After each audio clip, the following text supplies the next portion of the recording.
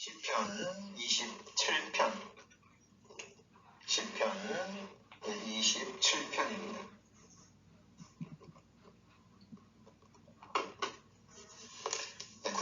구약성경 819페이지, 시편 27편입니다.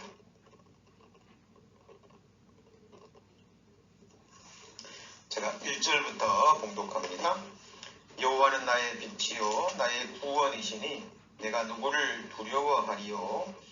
여호와는 내 생명의 능력이시니 내가 누구를 무서워하리요. 나의 대적 나의 원수된 행악자가 내 살을 먹으려고 내게로 왔다가 실족하여 넘어졌도다. 5절입니다. 여호와께서 환난 날에 나를 그 초막 속에 비밀히 지키시고 그 장막 은밀한 곳에 나를 숨기시며 바위 위에 높이 두시리로다. 9절 말씀입니다. 주의 얼굴을 내게 숨기지 마시고 주의 종을 노하여 버리지 마소서. 주는 나의 도움이 되셨나이다. 나의 구원의 하나님이시여 나를 버리지 말고 떠나지 마옵소서. 내 부모는 나를 버렸으나 여호와는 나를 영접하시리이다. 13절 14절입니다. 내가 산자의 땅에 있으며 여호와의 은혜 볼 것을 믿었도다. 너는 여호와를 바랄지어다. 강하고 담대하며 여호와를 바랄지어다. 시편 27편은 압살롬이 반역으로 다윗이 지금 위경에 처해 있을 때 지은 것으로 추정이 되는 시편입니다.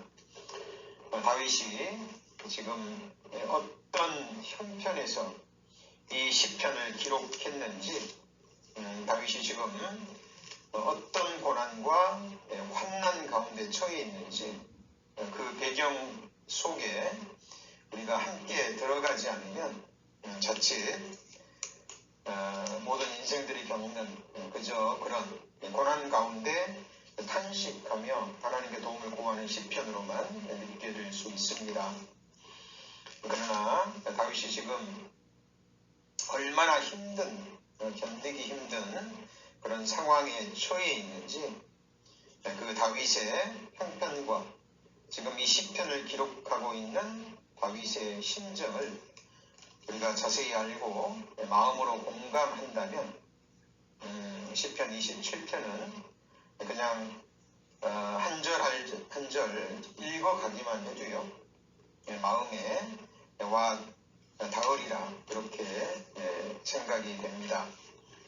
그래서 우리 시편 27편을 한 절 한 절씩 배우기 전에요, 먼저 이 시편을 기록하고 있는 다윗이 지금 어떤 형편과 그 마음의 상태는 어떠한지 그 부분부터 한번 생각해 보겠습니다.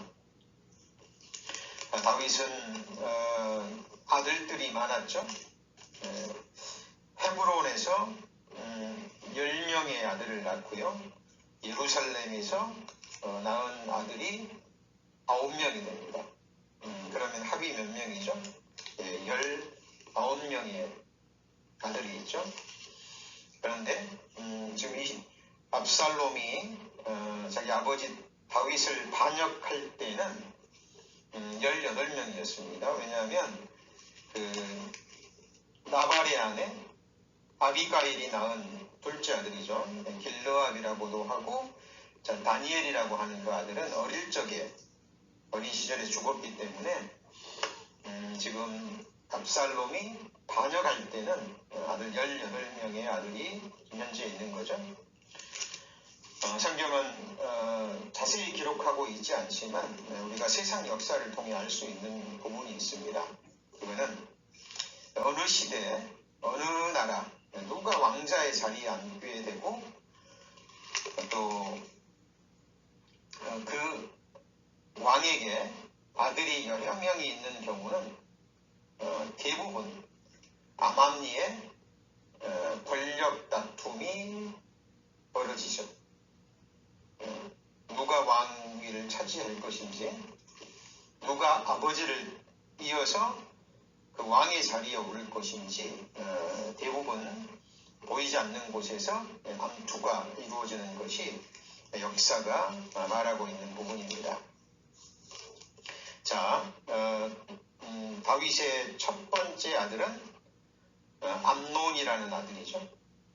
그리고 압살롬은 셋째 아들이지만 그 바로 위에 형이 어린 시절에 죽었기 때문에 지금 이제 압살롬은 순위로 봤을 때 두 번째죠. 자, 그런데 다윗의 첫째 아들 암논이 압살롬의 친동생이자 또 그의 이복 누이인 다말이라는 다윗의 딸을 연정을 품고 있죠. 그리고 일종의 상사병이 걸립니다. 자, 그런데 그 암논의 아주 교활한 친구죠. 요나답이라는 그 친구가 암논에게 사주를 하죠. 사주를 합니다. 어떻게 사주를 하냐면 아버지 다윗 왕에게 얘기를 해서 여동생 다말이 음식을 해서 가져다 주면 나을 것 같다고 암논이 아버지 다윗에게 부탁을 합니다. 꾀병을 부려서. 자, 우리는 이것을 통해서 알 수 있는 것이 다윗과 큰아들 암논 간의 관계는 좋았다라는 것을 알 수 있죠. 좀 친밀한 관계였겠죠. 왜냐하면 사실 다윗은 아버지이지만 왕이잖아요. 왕.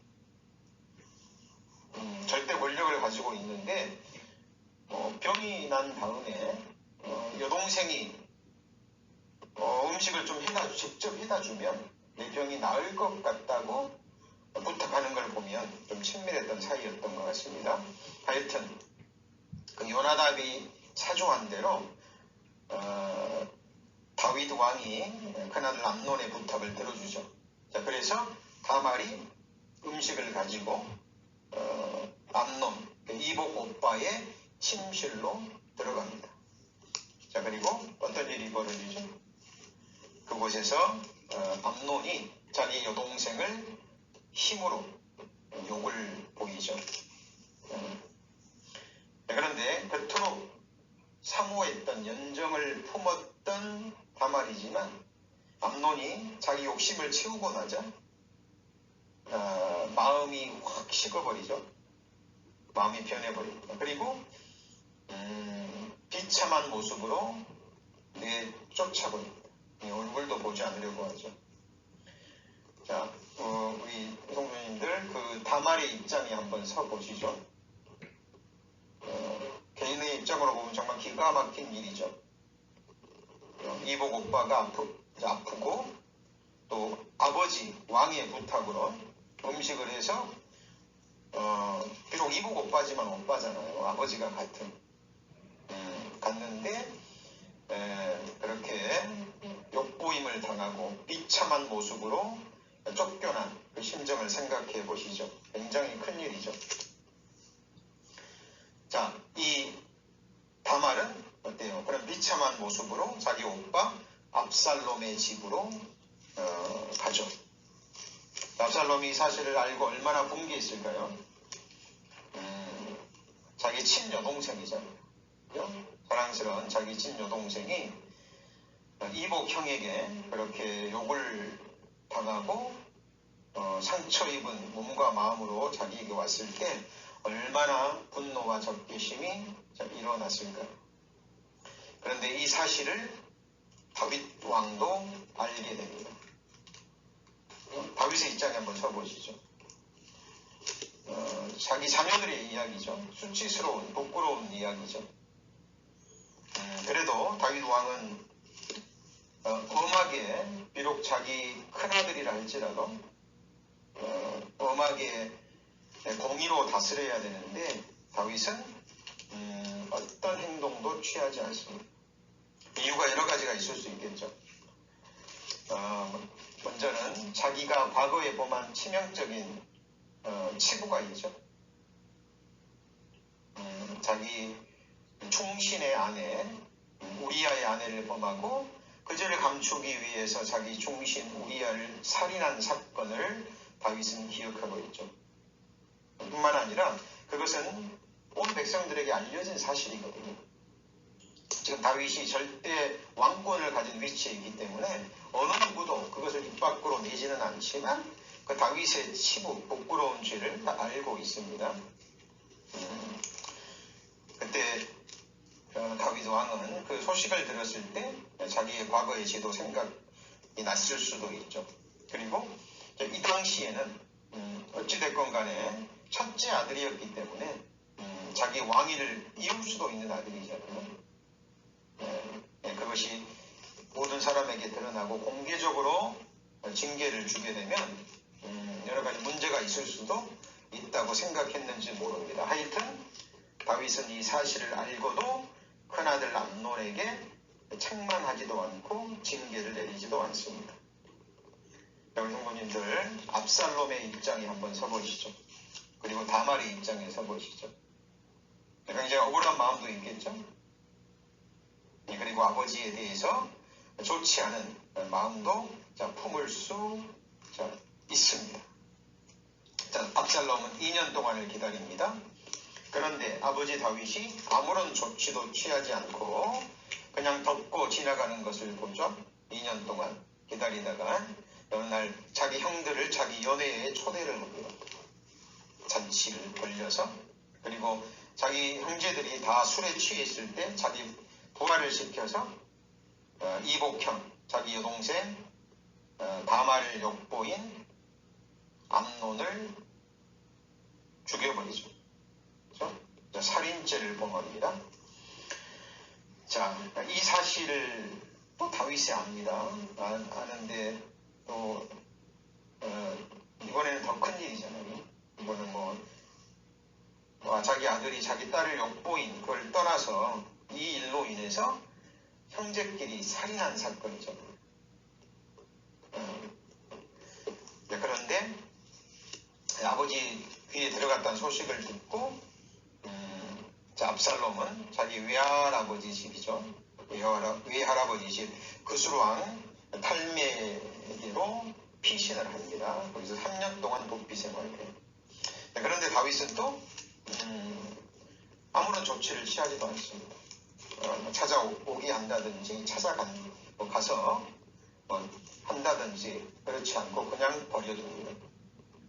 그런데 이 상황을 지켜보던 장군이죠. 요압 장군이 가만히 보니까 지금 아버지 다윗도 지금 자기 압살롬에 대한 사랑하는 마음이 있거든요. 그죠? 아들이지만 범죄했잖아요. 그런데 멀리 떠나 있지만 그리워하는 마음도 알게 됩니다. 그래서 요압 장군이 중재 역할을 서죠. 그래서 요압 장군의 중재로 인해서 다윗이 예루살렘으로 돌아오는 것은 허락을 합니다. 자, 지금 제가 성경에 있는 이야기를 지금 이야기식으로 풀어서 설명드립니다. 시편 27편을 이해하기 위해서 지금 제가 이야기식으로 말씀을 드리고 있습니다. 잘 따라오시리라 믿습니다. 자, 요압 장군의 중재로 압살롬이 예루살렘으로 돌아옵니다. 그런데 또 얼굴은 보지 않아요. 다윗 왕이 예루살렘으로 돌아온 자기 아들이잖아요. 이제 암논도 죽었으니까 압살롬이 셋째지만 위에 두 형이 다 죽었으니까 서열로 보면 첫 번째죠. 그렇죠? 근데 왔는데 만나려고 하지를 않는 겁니다. 자, 압살롬은 또 기다립니다. 그런데 아버지가 자기를 부르지 않자 요압 장군에게 도움을 청하죠. 아버지를 만나게 해달라고. 그런데 요압 장군도 관심이 없자 성경에 나온 이야기 기억나십니까? 압살롬이 요압 장군의 밭을 다 불태워버리죠. 이제 그것을 계기로 요압 장군이 이제 중재에 나서서 이제 다윗과 압살롬이 만나서 화해를 하긴 하는데 그 화해는 어때요? 형식적인 화해입니다. 둘이 대화를 통해서 서로의 잘못을 인정하고 또 회개하고 용서하는 마음을 화합하는 그런 화해가 아니라 형식적인 입맞춤을 하고 형식적인 화해를 합니다. 자, 그런데 이때부터 압살롬은 자기 마음 깊은 곳에 품고 있었던 자기의 야망을 드러내기 시작하죠. 그래서 그때부터 자기가 백성들의 마음을 훔치잖아요. 재판관이 돼서 무슨 일이 있으면 자기가 그걸 해결해 주면서 백성들의 마음을 자기에게로 돌립니다. 그리고 어느 정도 이제 준비가 되고 백성들의 마음을 훔치고 어떤 세력이 규합이 되자 압살롬이 아버지한테 허락을 받고 헤브론으로 돌아갑니다. 그리고 그곳에서 다윗이 유다 지파잖아요. 그죠? 유다 지파 출신이죠. 근데 그 유다 지파 사람들의 마음까지 훔쳐버립니다. 압살롬이. 그리고 다윗의 그 유명한 책사, 모사였던 옆에서 정말 정책을 논하던 아히도벨의 마음까지 훔쳐버리죠. 자, 그리고 헤브론에서 반역을 일으킵니다. 반역. 자, 그리고 왕이 되었음을 선포합니다. 자, 여러분, 우리가 다 알고 있는 이야기라고 생각하지 마시고요. 우리가 다윗의 심정에 대해서 한번 생각해 보시죠. 정말 지금 겉으로 드러나진 않지만 다윗이 압살롬을 얼마나 사랑했는지 그 속마음은 압살롬이 그 진압 과정에서 죽음을 당한 이후에 그 소식을 듣고 다윗이 슬퍼하는 모습 기억하십니까? 내 아들 압살롬아, 내 아들 압살롬아, 너를 대신해서 내가 대신 죽었어야 되는데 내 아들 압살롬아, 내 아들 압살롬아. 굉장히 슬피 우는 모습이 나옵니다. 비록 여러 가지 풀지 못한 갈등들이 있었지만 그래도 깊은 곳에 압살롬을 향한, 그 자식을 향한 본능적인 그 사랑은 있거든요. 그죠? 그런데 지금 그 압살롬이 반역을 일으키고 지금 자기를 죽이려 하는, 자기 속에서 나온 자기 아들이 지금 반역을 일으켜서 자기를 죽이려 하는 그런 상황이잖아요. 이런 기가 막힌 상황에 있는 겁니다. 자, 그런데 이걸로 끝나지 않죠. 이걸로 끝나지 않습니다. 압살롬만 자기를 반역한 것이 아니라 정말 자기의 정치적 기반이었던 유다 지파까지 완전히 마음이 돌아서서 압살롬과 함께한다는 소식을 듣습니다. 그리고 계속해서 안 좋은 소식들이 다윗에게 들려옵니다. 그 중에 한 가지 한번 볼까요? 시편 27편 붙잡아 놓으시고 사무엘하 16장입니다. 488페이지죠. 488페이지 사무엘하 16장 1절입니다.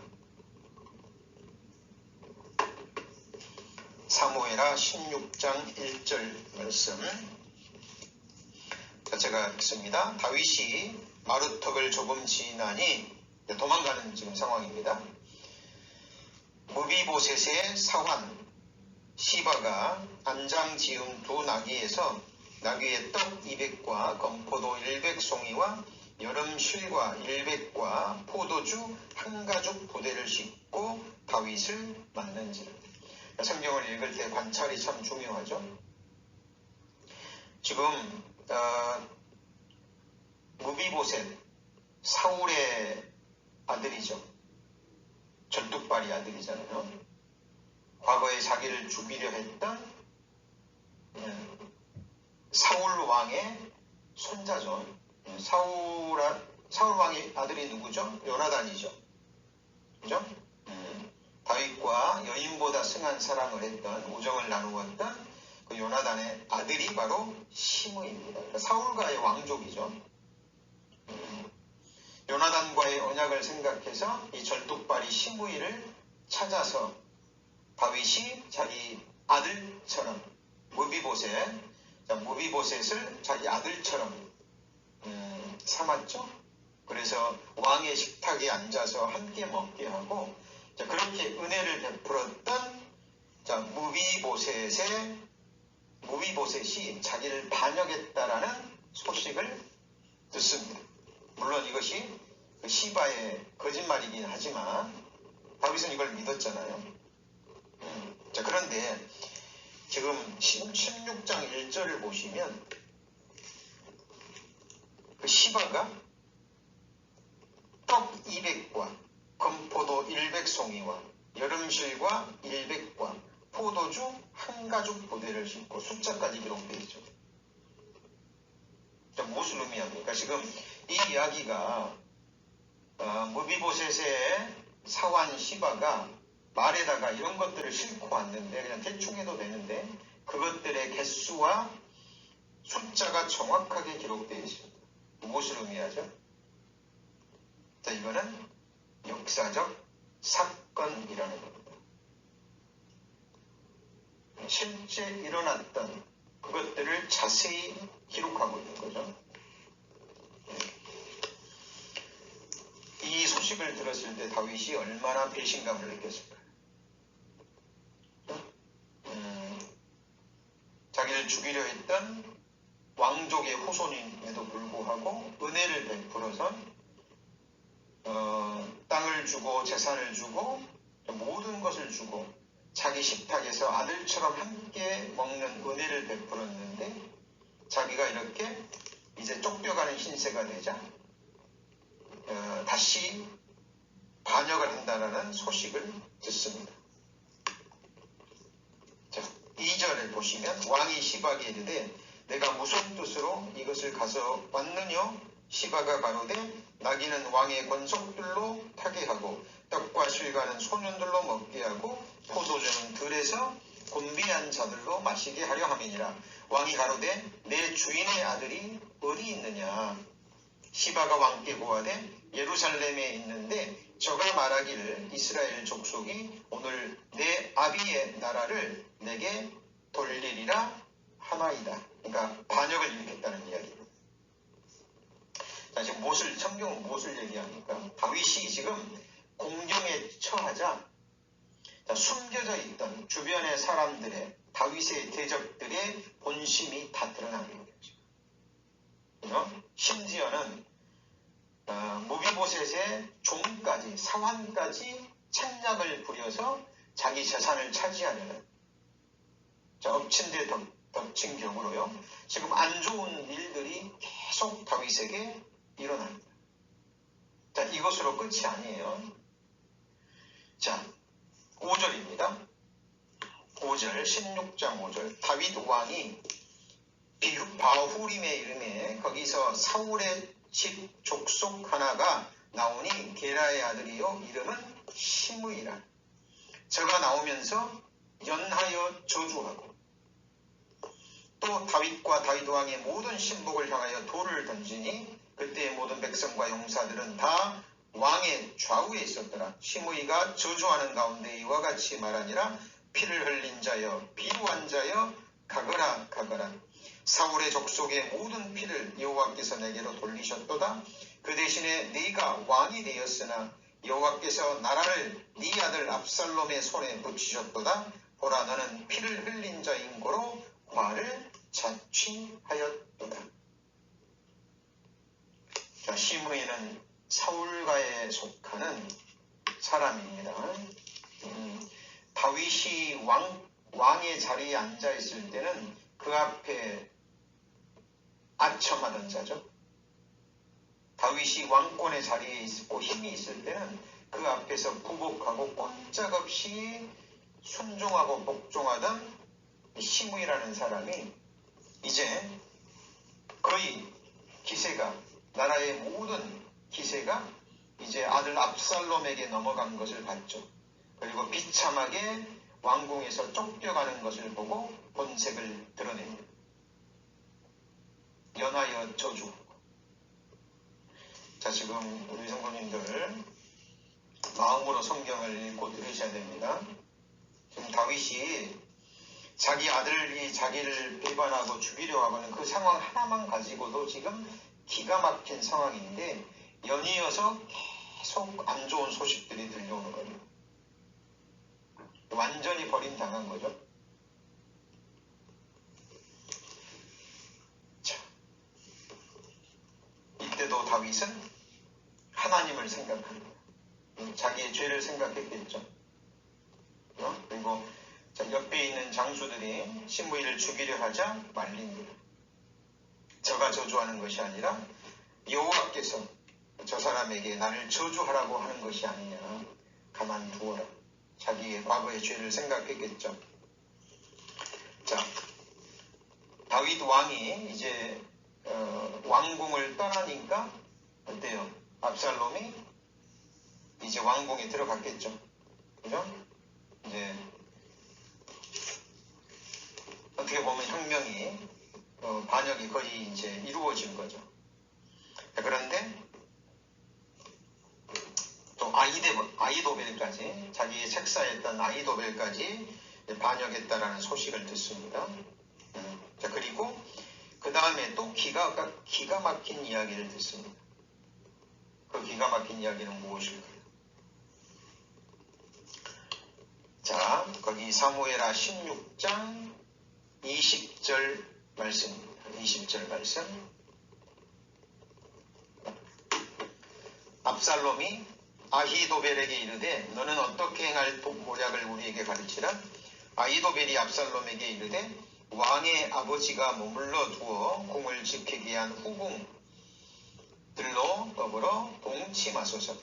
그리하면 왕께서 왕의 부친에 미워하는 바 됨을 온 이스라엘이 들으리니 왕과 함께 있는 모든 사람의 힘이 더욱 강하여지리이다. 이에 사람들이 압살롬을 위하여 지붕에 장막을 치니 압살롬이 온 이스라엘 무리의 눈앞에서 그 부친의 후궁들로 더불어 동침하니라. 그때에 아히도벨의 베푸는 모략은 하나님께 물어받은 말씀과 일반이라. 저희 모든 모략은 다윗에게나 압살롬에게나 이와 같더라. 자, 아히도벨이 굉장한 책략가죠. 자, 예루살렘에 압살롬이 이제 왕궁에 들어오자 아히도벨은 압살롬에게 왕이라고 부르죠. 왕이라고 부릅니다. 그리고 아버지가 두고 간 후궁들, 다윗 왕의 후처들이죠. 후궁들을 범하소서 그 말이에요. 동침하소서. 자, 지금 아히도벨이 이렇게 말하는 배경이 조금 있죠. 자, 이게 무슨 의미냐면 이 당시 고대 근동 지방에서 그 왕의 계승을 받잖아요. 뭐 계승을 하게 되건 뭐 반역을 해서 왕좌에 오르게 되면 이제 자기가 왕에 올랐다는 상징적인 표시로 전에 왕의 후궁들을 일부러 범하는, 동침하는 그런 관습이 있었다고 합니다. 그러니까 이제 자기가 왕이라는 것을 가시적으로 보여주는 거죠. 상징적으로. 근데 이 경우는 지금 또 다르잖아요. 지금 압살롬이 누구와 동침한다고요? 자기 아버지 후궁들. 그러니까 자기 아버지와 잠자리를 같이 했던 후궁들을, 그것도 대낮에 그것도 사람들이 보는 눈앞에서 일부러 드러내고 자기 아버지를 욕보이는 거죠. 어때요? 세상 말로 하면 선을 넘어도 한참 넘은 거죠. 돌아올 수 없는 그 강을 건넌 겁니다. 압살롬. 근데 아이도벨이 일부러 그렇게 사주를 한 겁니다. 자, 그렇게 하는 것은 21절 후반부에 그리하면 왕께서 왕의 부친의 다윗이죠. 미워한 바 됨을 온 이스라엘이 들으니 왕과 함께 있는 모든 사람이 힘이 더욱 강하여지리다. 어떻게 보면 굉장히 담대한, 그죠? 이제 자기 아버지와 정말 연을 끊고 이제는 내가 왕이다 라는 것을 온 세상에 선포하는 것과 같은 겁니다. 보통 마음을 품지 않으면 이렇게 할 수 없잖아요. 자, 그런데 자 보세요. 지금 다윗이 이 소식을 들었을 때 다윗의 마음속에는 어떤 마음이 올라왔을까요?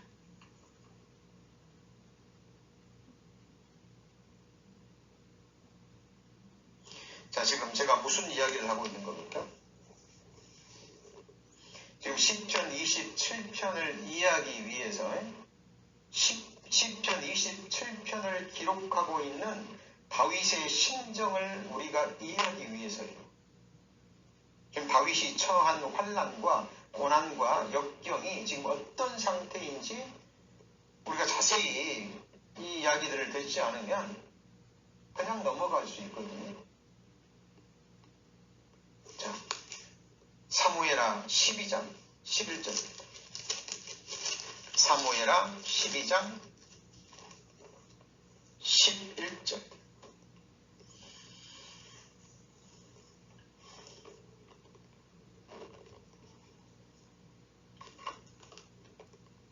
자, 7절부터 볼까요? 7절. 사무엘하 12장 7절. 자, 사무엘하 12장은 너무나 유명한 부분이죠. 나단 선지자가 지금 다윗 왕을 책망하는 부분입니다. 다윗 왕이 우리아의 아내 밧세바를 범하죠. 그리고 자기의 총신 우리아를 살인하잖아요. 그 엄청난 죄를 범하고도 다윗이 그 죄를 깨닫고 회개하지 않죠. 그러니까 나단이 지금 직접적으로 다윗 왕을 책망하는 부분입니다. 그러니까 다윗 왕이 그 선지자의 책망을 듣고 돌이키죠. 다윗이 위대한 것이 그 부분이잖아요. 절대 왕권을 가지고 있습니다. 아무리 선지자라 그래도 자기의 가장 부끄러운 치부를 드러내는데 힘으로 얼마든지 억압할 수 있거든요. 근데 다윗은 하나님 앞에 엎드려집니다. 그리고 이제 다윗이 나단 선지자가 전해주는 하나님의 말씀을 듣죠. 자, 8절입니다. 8절.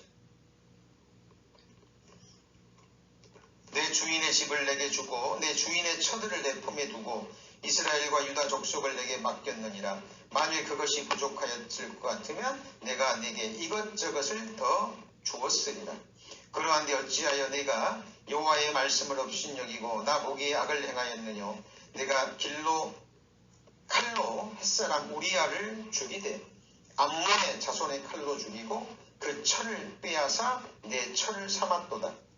이제 네가 나를 업신여기고 햇사람 우리아의 철을 빼앗아 내 철을 삼았은즉 칼이 네 집에 영영이 떠나지 아니하리라 하셨고 또 여호와께서 또 이처럼 이르시기를 내가 내 집에 재화를 일으키고 내가 네 처들을 가져다가 내 눈앞에서 다른 사람에게 주리니 그 사람이 내 처들로 더불어 백주에 동침하리라. 너는 은밀히 행하였으나 나는 이스라엘 무리 앞 백주에 이 일을 행하리라 하셨나이다. 여러분 무섭지 않습니까? 두렵지 않으세요? 네. 그리스도인들이요, 이 부분을 읽으면서 두렵지 않다면, 자, 글쎄요. 네. 정말 저는 이 부분을 읽을 때마다요, 정말 두렵습니다. 자, 지금 다윗이 회개했잖아요. 회개했습니다. 책망을 받고 돌이켰어요. 그래서 하나님이 용서해 주셨다라고 말씀하십니다. 13절에 보시면 13절 다윗이 나단에게 이르되 내가 여호와께 죄를 범하였노라 하매 나단이 다윗에게 대답하되 여호와께서도 당신의 죄를 뭐 하셨어요? 사하셨나이다. 예, 사하셨습니다. 자, 사하셨지만 그에 대한 징계는 허락하십니다. 여러분, 다윗이 범한 죄에 대한 형벌이 아니에요. 예? 다윗이 범한 형벌은 누가 담당하셨어요? 네, 예수님께서 담당하셨습니다. 그죠? 지금 다윗은 여호와께 기름을 받은 이후에 하나님께 정말 큰 은혜를 받았지만 모든 것을 줬다 그랬잖아요. 왕권도 주고, 그죠? 전에 사울 왕의 처들도 주고 모든 것을 주었고, 네게 그것도 부족했으면 이것저것을 다 주었을 텐데 너는 어찌하여 우리아의 아내를 범하고 그 우리아를 그것도 모압 암몬 자손의 칼로 죽였느냐. 이것은 나 여호와를 네가 업신여긴 것이다 그 말이에요.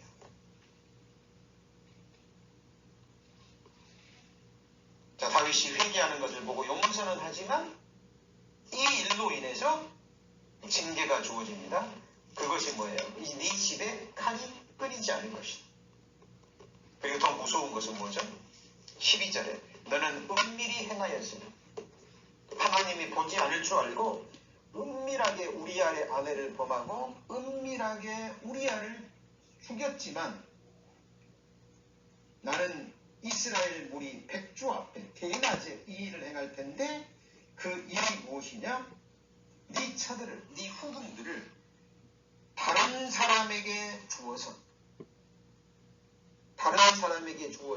네 후궁들을, 네 처들을 대낮에 백주의 사람들 앞에서 욕보이리라, 동침하게 하리라. 그런데 자 보세요. 여러분 다윗이 내보세요. 이때 나단 선지자로부터 하나님께 받은 책망의 징계의 말씀이 다른 사람이 자기 아들 압살롬인지 알았을까요? 몰랐을까요? 네? 그거는 몰랐겠죠. 그거는 몰랐을 거예요. 그런데 이 소식을 듣는 순간 과거에 자기가 나단 선지자에게 책망을 받고 자기에게 주신 그 예언의 말씀이 지금 이 순간 자기에게 일어났는데 하나님이 말씀하신 다른 사람이 그 누구도 아닌 누구였어요? 자기가 사랑했던 아들 압살롬입니다. 기가 막히죠. 기가 막힙니다. 다윗의 심정은 어땠을까요? 하나님이 자기에게 말씀하신 그 말씀이 진짜 문자 그대로 이루어져서 지금 자기 눈앞에 펼쳐지고 있는데 이때 다윗의 심정은 어떠했겠느냐. 기가 막혔겠죠.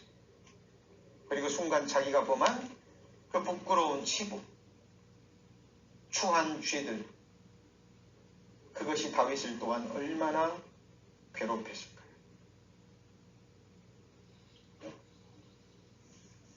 지금 이 상황을 우리가 충분히 이해했을 때 시편 27편이 우리 마음에 들어옵니다.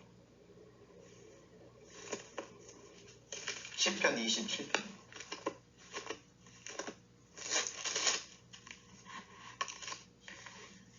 자, 보통 사람 같으면 정말 낙담하고 절망했겠죠. 그죠? 네. 살기를 포기하고 싶었을지도 모릅니다. 자, 그런데 다윗은 하나님 앞에 이렇게 기도합니다. 1절입니다. 여호와는 나의 빛이요 나의 구원이시니 내가 누구를 두려워하리. 여호와는 내 생명의 능력이시니 내가 누구를 무서워하리요. 이렇게 이야기합니다. 여호와는 나의 빛이요 라고 말하는 이유는 뭘까요? 지금 캄캄한 거예요. 지금. 그죠? 사방이 캄캄합니다. 어떤 빛도 보이지 않고 지금 자기 마음도 흑암으로 가득 차 있습니다. 그러나 다윗은 낙담하지 않습니다. 절망하지 않습니다. 그리고 이미 자기가 회개했고 하나님께 용서받은 것을 알죠. 다만 자기가 범한 죄가 얼마나 큰 죄였는지 하나님께서 다윗을 하나님과 백성 앞에서 더 낮추시기 위해서 다윗의 뼈를 꺾으시기 위해서 지금 하나님이 자기 자신을 낮추시고 더 하나님 앞에 부복하게 하려는 마음을 다윗은 압니다. 그리고 하나님께 기도하는 거예요. 3절입니다. 3절 군대가 나를 대적하여 진칠지라도 내 마음이 두렵지 아니하며 전쟁이 일어나 나를 치려 할지라도 내가 오히려 안연하리로다. 이것이 다윗의 신앙입니다. 이것이 다윗의 신앙이에요. 자, 그리고 5절입니다. 5절 여호와께서 환난 날에 나를 그 초막 속에 비밀히 지키시고 그 장막 은밀한 곳에 나를 숨기시며 바위 위에 높이 두시리로다. 자, 지금 이렇게 비참한 모습으로 돌아가지만 다윗은 과거에 하나님께 받은 다윗의 언약이 있잖아요. 그죠? 그리고 지금 자기가 이런 고난과 징계와 환난을 당하는 것도 자기가 나단 선지자로부터 받은 하나님의 말씀이 이루어지는 거잖아요. 다윗은 하나님이 주신 언약과 하나님의 말씀을 근거로 해서 한번 자기 자신을 낮추고 다시 하나님을 의뢰합니다. 그리고 하나님께 구원을 갈망합니다. 9절입니다. 주의 얼굴을 내게 숨기지 마시고 주의 종을 노하여 버리지 마소서. 주는 나의 도움이 되셨나이다. 나의 구원의 하나님이시여 나를 버리지 말고 떠나지 마옵소서.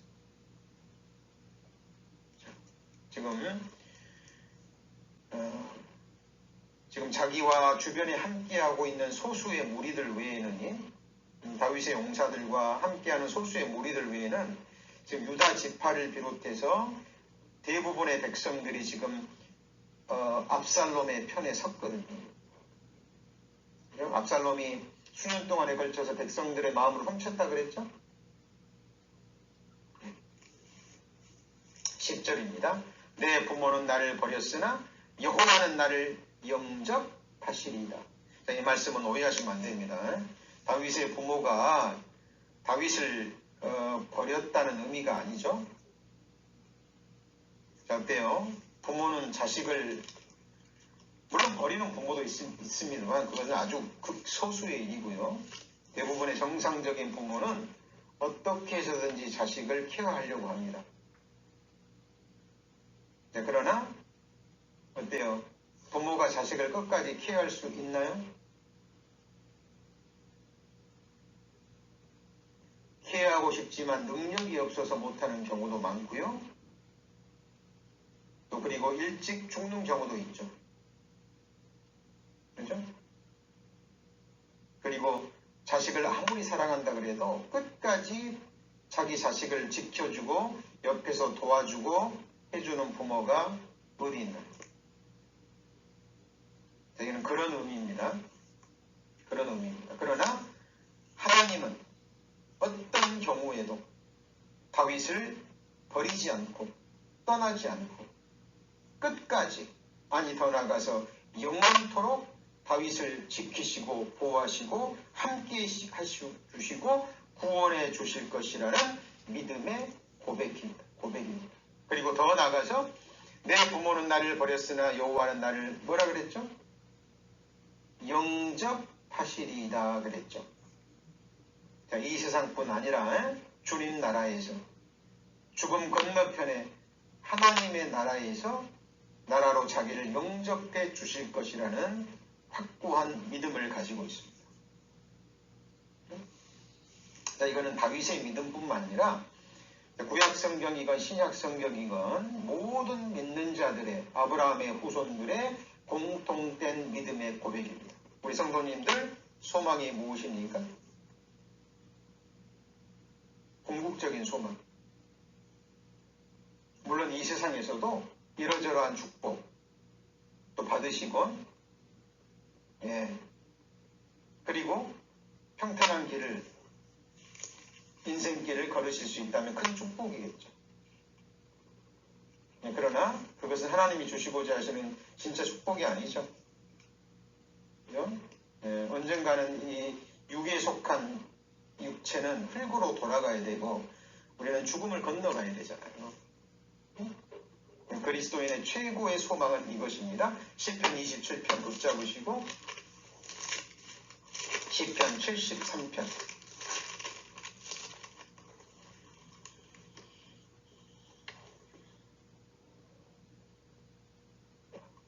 시편 73편 22절입니다. 22절 시편 73편 22절. 자, 아삽의 시죠. 내가 이가 죽음에 무지하니 주의 앞에 짐승이오나 내가 항상 주와 함께하니 주께서 내 오른손을 붙드셨나이다. 주의 교훈으로 나를 인도하시고 후에는 영광으로 나를 영접하시리니 하늘에서는 주 외에 누가 내게 있으리요 땅에서는 주밖에 나의 사모할 자 없나이다. 내 육체와 마음은 쇠잔하나 하나님은 내 마음의 반석이시요 영원한 분깃이시로다. 똑같죠?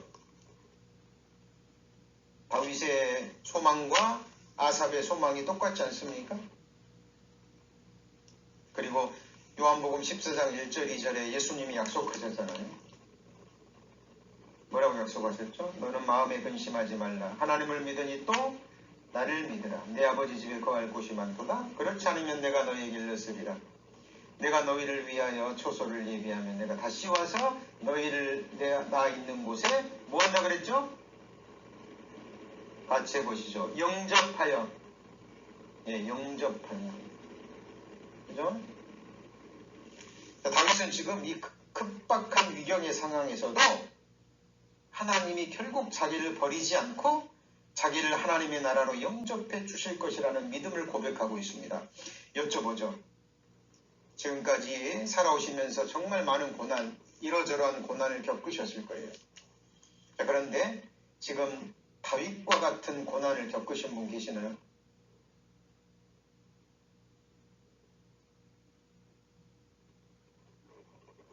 물론 다윗이 놀라운 축복도 받았지만 그 축복과 대조되는 하나님의 징계도, 고난도, 환난도 정말 많이 겪은 사람.